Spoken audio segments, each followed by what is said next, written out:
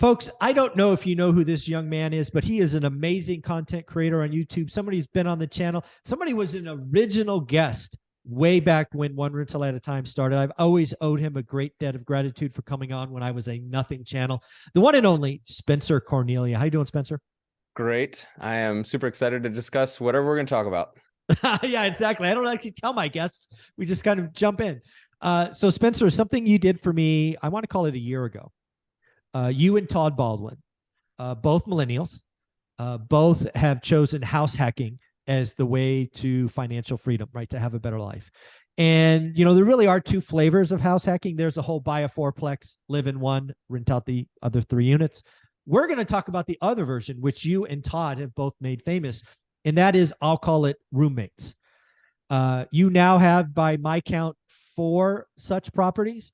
You Correct. just celebrated buying your 4th. So why don't you kind of define what this is? Because I think this is a way for Gen Z millennials to get on the property ladder, actually get a quote unquote more expensive home, right? Because again, extra bedrooms mean extra income.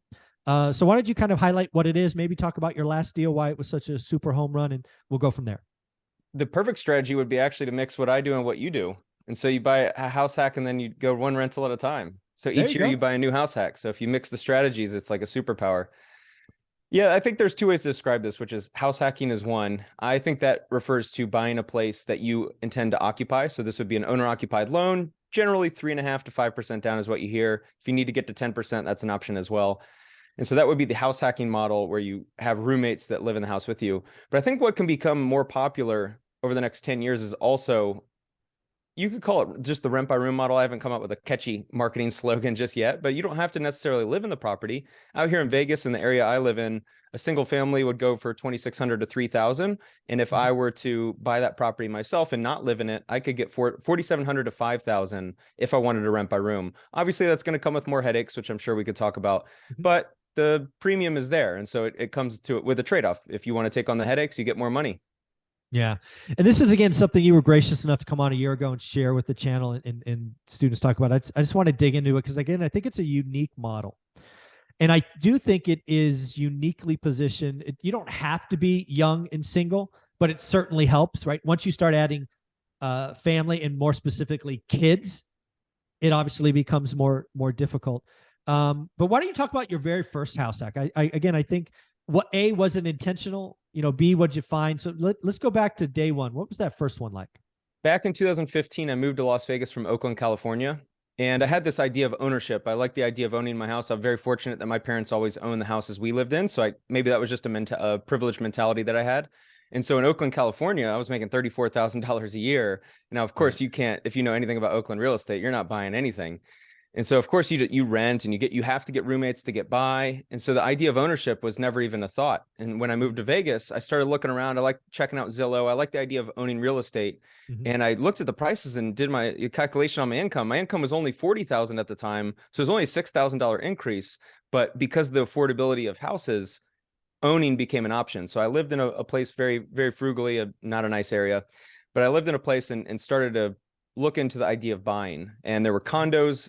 If anyone knows Vegas, outside Westgate, right outside the strip, there's a Las Vegas Country Club. It's a very nice community. It's a gated community golf course, and they have a condo section. And I bought a place for $120,000, put down 20%, and I was able to rent the other room for $700 a month. My total expenses were $880. So I went from paying whatever I was paying before to essentially living for $180. And I was blown away. I was like, this seems like a hack. And if you look at the equity, each month my mortgage was a little more than $180. So I was technically living for free. Yeah, exactly. It kind of blew my mind. And at this time, this would have been 2016. The idea of house hacking was becoming a more popular term on Bigger Pockets, which at the time was starting to explode in popularity. And so I started to do the strategy that was also becoming popular. And then that was the first one. And then I'll let you ask the next question. But essentially, then I met a friend who had a more extreme house hack. And I was like, oh, I like this strategy. Well, let's just go into that. Let's go into the more extreme house hack. Because again, I think you kind of dipped your toe into it. You're right. Bigger Pockets was bringing around in 16. You had a single roommate. Correct. And then you saw a different possibility. What was the extreme house hack?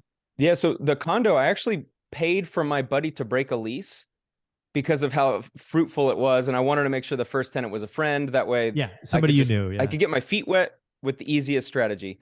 And so fast forward end of 2018, I had seen the market and everyone was talking about a possible crash. And I was like, Oh, yeah. everyone's saying, hey, it's been 10 years since a crash. Every 10 years there's a crash. I go, okay.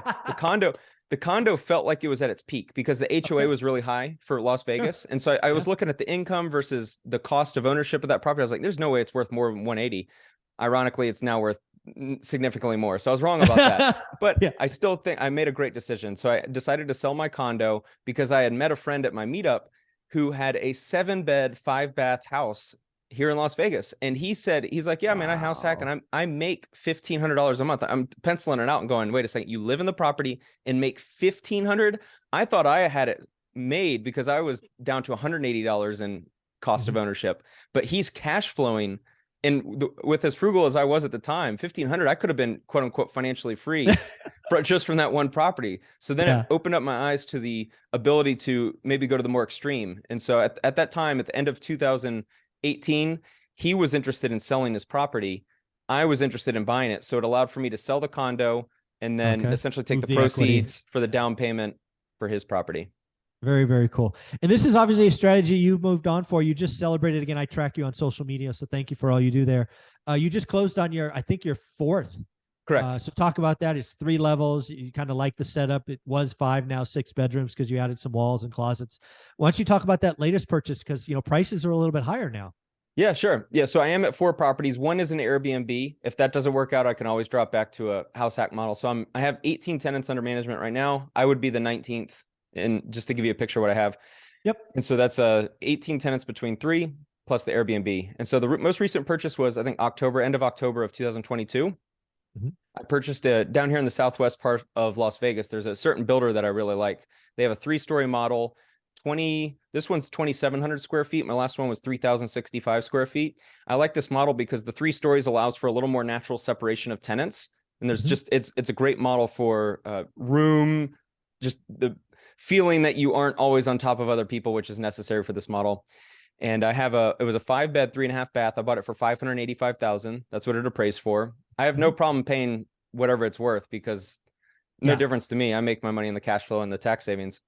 Right. And so it was a 5-bed house. And then this model has a big loft. And this is what I talk about in my course or anyone I mentor out here in Vegas is I say, always look for properties where you can add a bedroom because generally the cost is very marginal. You're adding a wall, which a wall, $4,000, a closet, and a door. Yeah, and at worst, you might have to maybe go into a wall and move some electrics around, and okay, maybe $4,000 or $5,000 in total.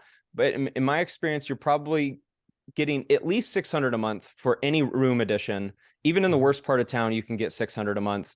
Up to if it has nice access to a bathroom, then you're probably up to $800 a month. So if you look at it as an investment, a $4,000 or $5,000 investment, you're making it back real quick. So anyway, the total rental income for this property, if I did not occupy it, like if I move out, it would be about $4,700 to $5,000. Yeah. And I remember again having all these conversations with you when you were nice enough to come on for a deep dive. Let's talk about kind of tenant selection, right? Because again, these are roommates, right? You're going to be living there, and talk about how you kind of interview for that. What's that all about? Because again, that's the headache that most people think is, oh my God, I got 5 people under one roof, and they just their minds go wild. So talk about tenant selection and just what do you put in place operationally to reduce the risks of craziness? I think the most important thing to understand is concept. And so I'll start with that. And the concept is culture, establishing a culture. I believe that's what Todd and I talked about the previous time I was on your show. And then I have a buddy out here, Taylor Weiss, who he actually had something like, I think he had eight people in one house and a casita on one property. So 9 strangers. So we also kind of say the same thing. We realize that culture is most important. Here's why. Kind of similar. I imagine running a company. I've never had the ability to have 50 employees, but you hear the word culture a lot in successful entrepreneurs. And I think that's most important is because if you have people that come in and don't fit a culture that you want, it's going to blow up. That person could have the best credit score, the nicest person, look nice, presentable. I mean, all the things, they check all the boxes. But if they move in and maybe they eat other people's food and that bothers everyone else, it's just not going to be a good fit, despite having all the checklist items. And so in my experience, I have found no correlation between your past history, meaning do you have some arrest records or not paying rent before. I don't really care too much because I found that the best situation is if someone has a stable job or stable income, they pay on time and they follow the rules. and they fit in with the culture. If that's the case, I don't personally care about credit score. I've had so many tenants with the worst credit scores. I've had felons, no correlation. Some of those were the best tenants I've ever had. I found no correlation between the natural landlord checklist and what works for house hacking. Oh, very interesting. And again, I remember something that we talked about a year ago, and I think you've announced it here, but I don't think a lot of people caught it. I was pushing you to create a house hacking course or rule book or whatever you want to call it, because you dropped a lot of things. I think it's still on my YouTube channel. You can go to a playlist called Deep Dive, and I think it's just called House Hacking. You can get all kinds of great content from that video. It was 2 hours long, I think. And it appears you have finally listened, or at least you've heard from other people, because this is something that I have no experience in. Very few people have. Somebody that's been doing it for 5 or 6 years has been through a lot. You've made lots of mistakes. And again, I think this is a way for lots of people to get in. So you created something finally, and your price point is reasonable. So kudos to you for that. So tell us about why you created it. What can people look for in it, and where they can find it? I think I waited until the right time to create it. Theoretically, I could have created it a long time ago, but I feel like I've had enough experiences lately where I think this was the right time, because I'm now at 4. I have a few that I manage quote unquote remotely, in the sense that I don't live in it, which is always people's fear. What happens if I buy the property and I want to move at some point, I want to move out? What happens? Do you have 6 strangers living in a house? And so I felt like that was the appropriate time.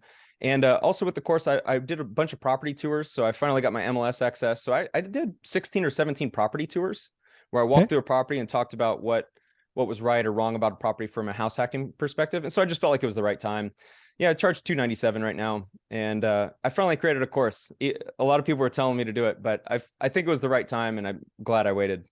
No, I think you're right. I think that just goes to who you are, right? People know you on YouTube as the guy that's just honest. You dig in things, all of that. So I think you're right. I think doing it too soon would have thrown you into the guru camp, which I know it just repulses you. But I also know that you're doing something important, and it's working, and you've been through some crazy stuff. Let's just remind people of a story you shared in the past. You had some crazy nut job set fire to something, as I recall. Yeah, it can happen even. The story got even worse. Oh, no. Brace yourself. Yeah, it was ironic. I was out in Tampa for the Creator Clash event. My buddy Graham Stephan was fighting. And one of the tenants at that property, who this tenant had lived with, he lived with all of us, the tenant that lit something on fire inside my house that caused a lot of damage. He ended up, I guess, fleeing to Florida somehow. He unfortunately was not right up here. And he ended up killing someone at a mosque.